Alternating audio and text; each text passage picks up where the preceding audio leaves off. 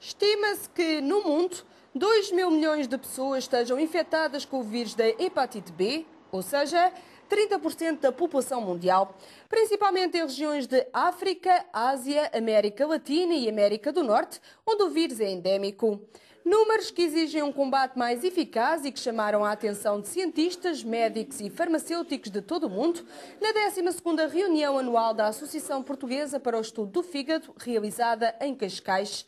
Na Europa, a incidência da hepatite B tem vindo a diminuir desde que foram lançadas as campanhas de vacinação, mas em Portugal são ainda 100 mil os infectados com o vírus da hepatite B. Em muitos países em todo o mundo desenvolvido, a vacinação foi implementada há muito tempo e houve uma grande queda da hepatite B, uma diminuição dramática em todos os países da Europa, nos países do Ocidente, mas continua a ser um sério problema nos países em desenvolvimento, onde a vacinação para o vírus da hepatite B ainda não foi implementada. O vírus da hepatite B pode levar a doença crónica do fígado e daí ao surgimento de doenças graves. O vírus entrando no organismo vai infectar predominantemente o fígado, mas não exclusivamente, mas replica-se, portanto, vai-se multiplicar dentro do fígado, nas células hepáticas, e com uma particularidade importante é que dentro dessas células do fígado vai ficar alojado de um modo praticamente permanente. O que quer dizer que é muito difícil num portador do vírus, mesmo com as terapêuticas atuais, conseguir erradicar o vírus. Pode-se melhorar, pode-se estabelecer um estado de ausência ou de quase-ausência de replicação viral, portanto uma melhoria da doença, mas é impossível hoje ainda erradicar o vírus. Sabe-se que alguns indivíduos infectados com hepatite B apenas são portadores do vírus, enquanto noutros a doença acaba por evoluir. Portanto, para se ter a doença é preciso ter uma reação imune do hospedeiro contra o vírus, e isto aumenta a doença.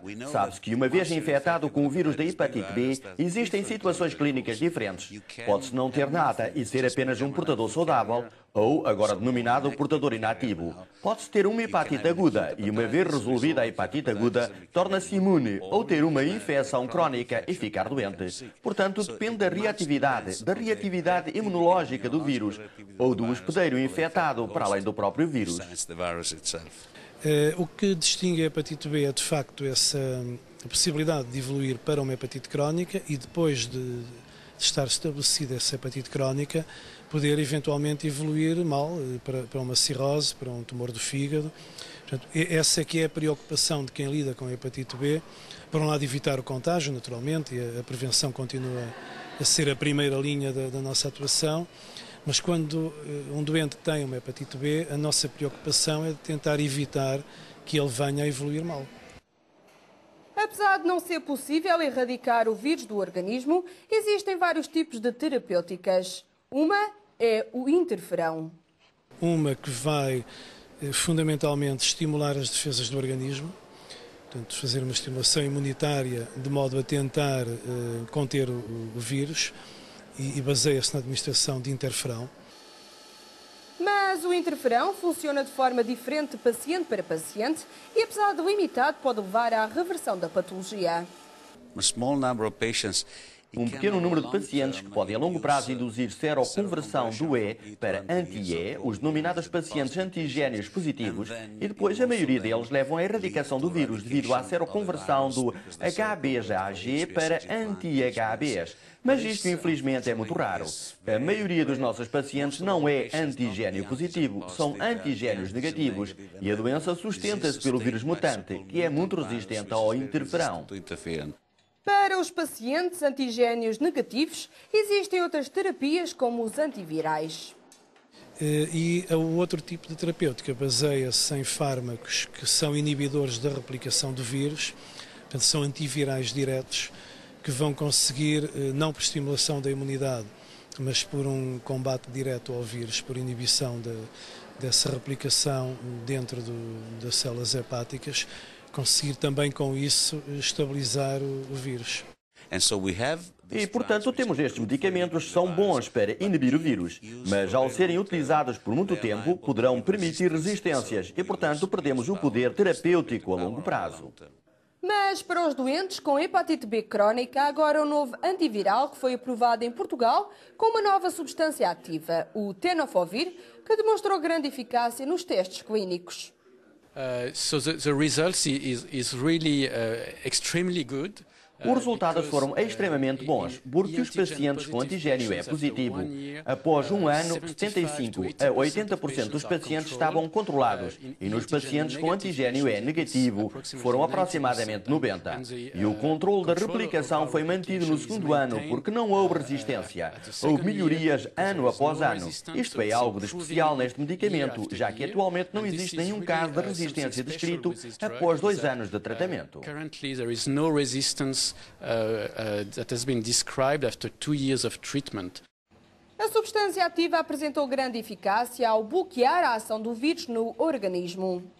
So it is very potent, so it means that it is blocking. Portanto, é muito potente, o que significa que bloqueia a replicação do vírus na maioria dos pacientes. E ao bloquear esta replicação, leva à omissão da doença do fígado, que podemos avaliar por biópsia do fígado, mas também por transaminase.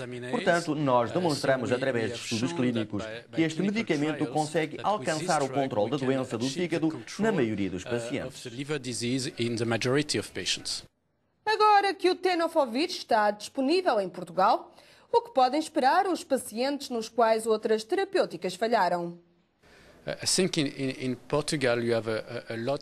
Pensando em Portugal, vocês têm muitos pacientes antigénios negativos, a que também chamamos de pacientes com pré-mutantes, e o medicamento é perfeitamente ativo nesta situação, porque, como disse, após 2 anos de tratamento, quase todos os pacientes estão controlados. Portanto, esta é uma indicação muito boa para o tenofovir. E a segunda maior população de pacientes que têm em Portugal são pacientes que já receberam lamivudina, e o tenofovir é um medicamento muito eficaz para pacientes que falharam com a terapia de lamivudina. Temos dados há 2 anos, e há 2 anos este medicamento parece ser o mais eficaz ao inibir o vírus, sem aumentar a resistência. Portanto, é muito promissor. Obviamente que temos de ver a longo prazo como aumenta, mas a promessa é boa e espera-se que seja mantida.